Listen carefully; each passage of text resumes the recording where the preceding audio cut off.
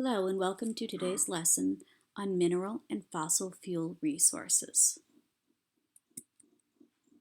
By the end of this lesson, you should understand how Earth's mineral and fossil fuel resources are unevenly distributed, so they're spread out differently across the planet as a result of geologic processes.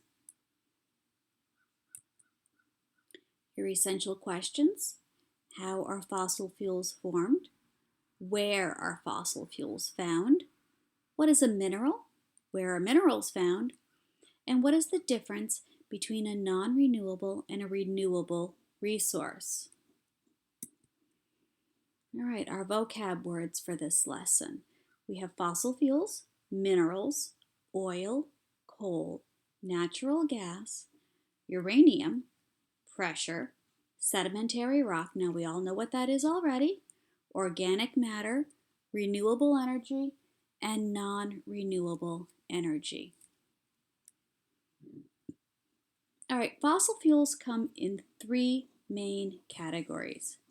We have oil, which can be, you'll hear the terms crude oil. It's where gasoline or petroleum comes from, and a million other products are made from oil or petroleum. We have coal, and we have natural gas, which is sometimes just called gas. So we're going to start with talking about coal. Coal is made from plants that grow in swampy places.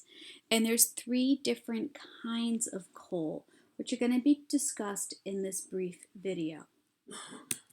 Visualizing coal. Coal is a fossil fuel. How does coal form?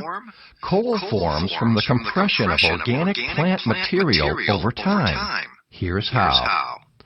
First, a light spongy material called peat is formed from the incomplete decay of plants. Next, the peat is compressed to form lignite. Lignite is a soft, brown, low-grade coal with low sulfur content, less than 1%. Because the carbon concentration in lignite is generally around 40%, it is inefficient as a fuel. More lignite must be burned than other types of coal to provide the same amount of energy. After further compression, bituminous coal is formed.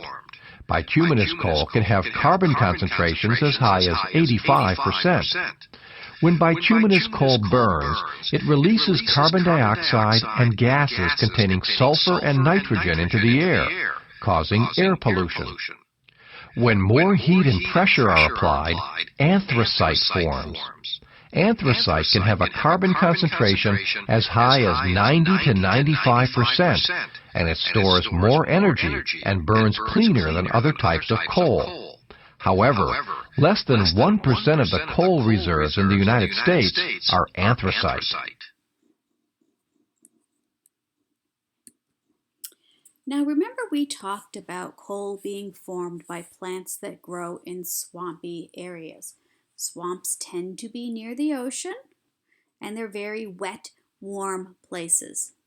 This map here shows us where the current coal deposits are in the world. And you can see that most of them are not near the ocean or in wet, warm places. So this tells us that at one point in time, each one of these places was in swampy conditions.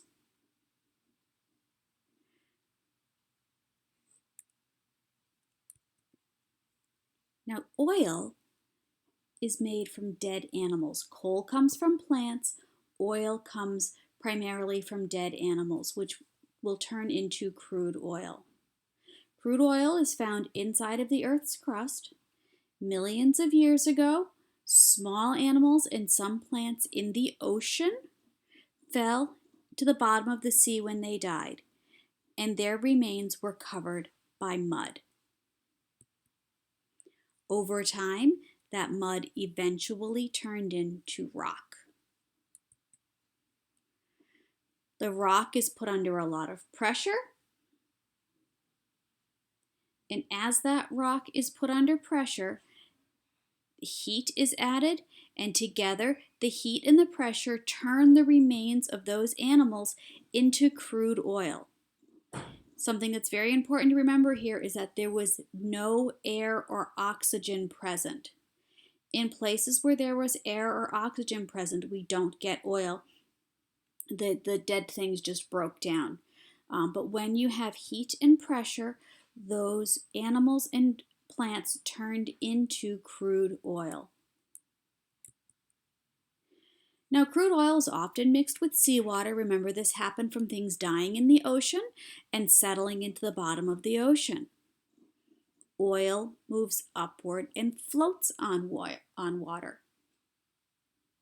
Some of the rocks above the oil will let the oil move through it. That's because these rocks have spaces between the bits of rock, and it's called permeable or porous rock. Remember when we talked about how different types of rock were formed and how some rock had little air spaces between them? Now, eventually, the oil will hit rock that is not porous. That's called impermeable rock. The oil can no longer float upward through these rocks and it gets trapped underneath it. That's where oil wells are built up above those pockets of areas where there's crude oil that can no longer be floating up to the surface, so we can drill it out.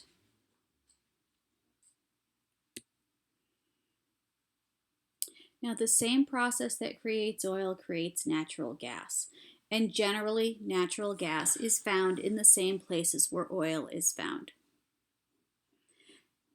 So when you have dead and decaying organic matter that gets trapped under the seabed, underneath sedimentary rock, you get pockets of oil and natural gas right on top of that oil underneath a layer of impermeable rock. Way back when we first started drilling oil out of the ground, the natural gas was considered to be a waste product and it was actually burned off at the oil wells until it went away. We've since learned how to collect that natural gas and use it for fuel. Natural gas that is found on top of a reserve of oil is called a conventional deposit. Sometimes natural gas is found with shale gas and coal beds, but these deposits are stored differently and they're more difficult to get at than the traditional deposits. So most of our natural gas supplies come from the same places where we're getting oil from.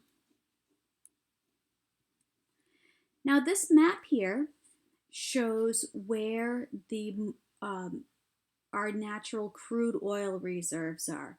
You can see most of them are in the Middle East. Over half of the world's oil reserves are in the Middle East.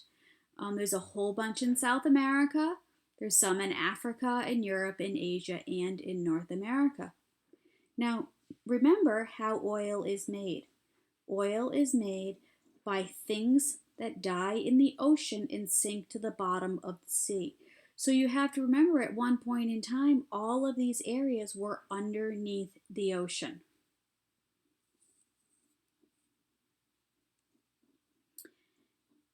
There is also another kind of oil, and it's called shale oil.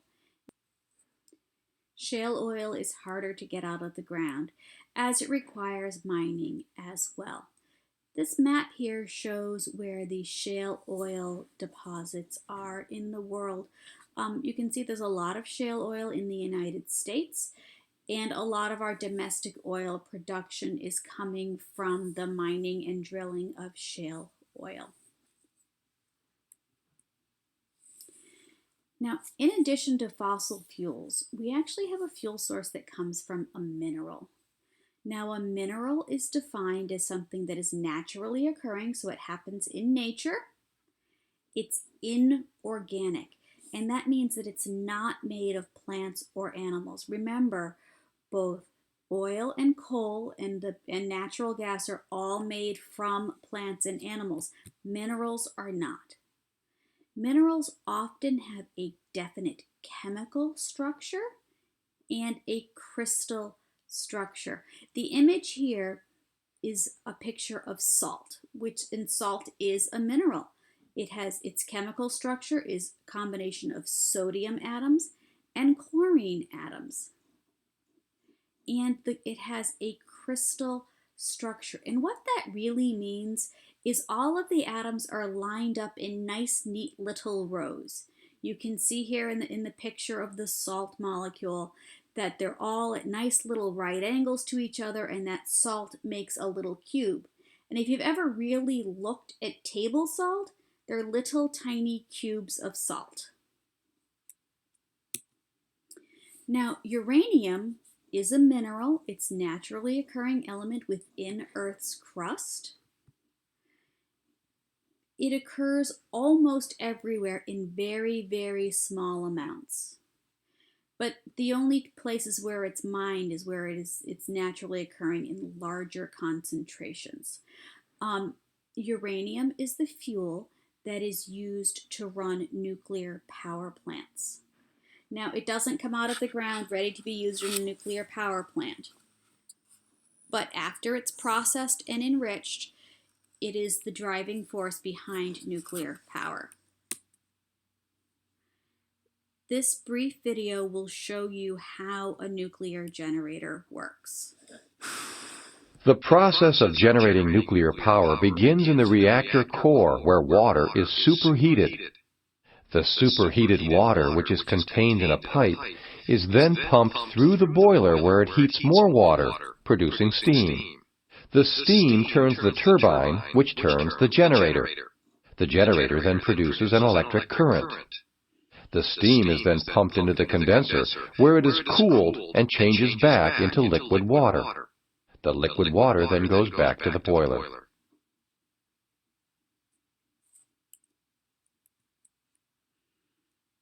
So inside of that nuclear power plant in the reactor is a process called nuclear fission. And nuclear fission is when atoms are split apart. And when that atom is split apart, lots and lots of energy is released. Located in the nuclear core of a fission reactor are fuel rods, moderator and coolant fluid, and control rods.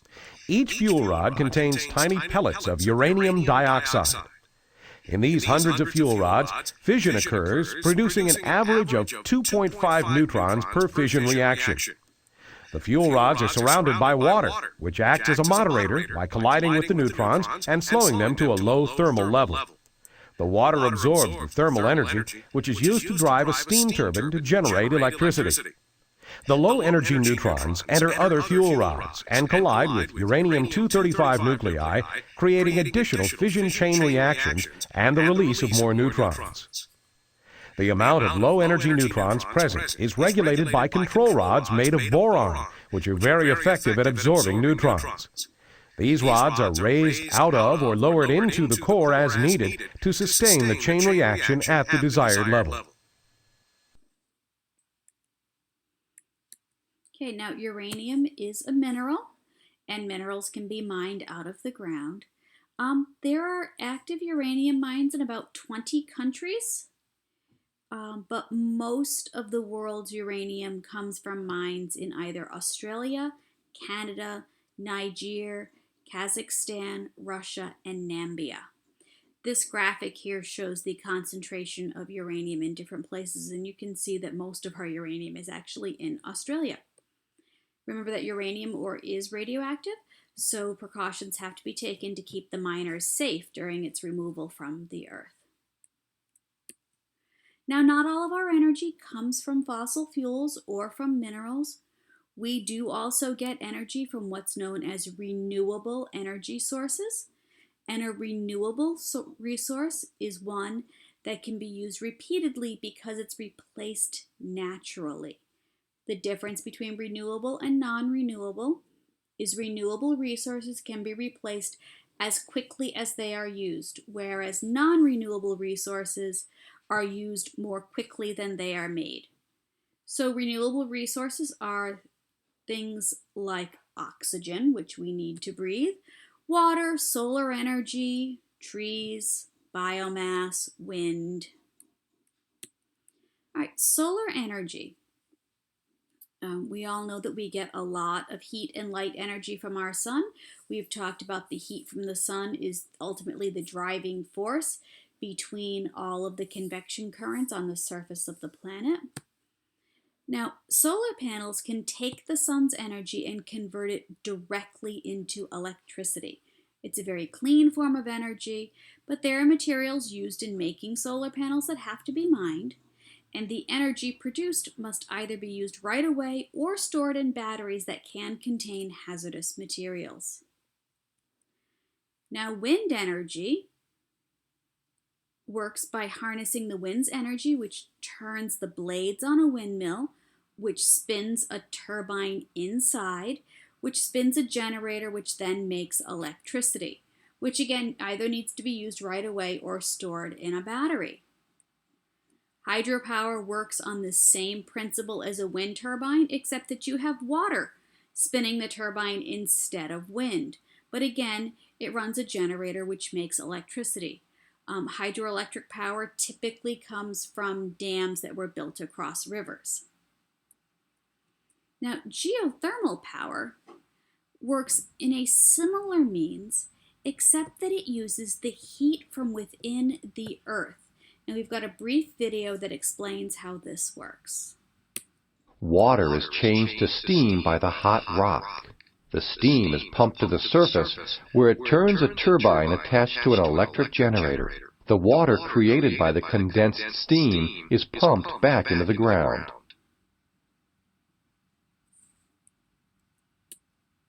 All right, and lastly, we have biomass. A biomass generator works much in the same way that the geothermal does, except that we're burning things to create the steam.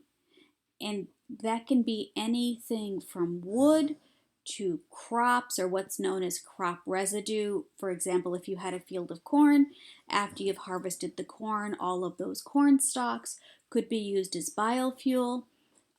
Trash is considered biofuel, and there's a number of power plants around here that will take the trash that's picked up from your house every week and burn it to create energy. Landfills, as trash is decomposing in landfills, it creates gas, and those gases can be harnessed and burned. We also have crops that we use to make alcohol out of, and then that alcohol is burned. But anytime that you're using any fuel source to heat water up to create steam, runs the turbine, runs the generator, creates the electricity. So regardless of how the generator is turned, all of these mechanisms work in a very similar way.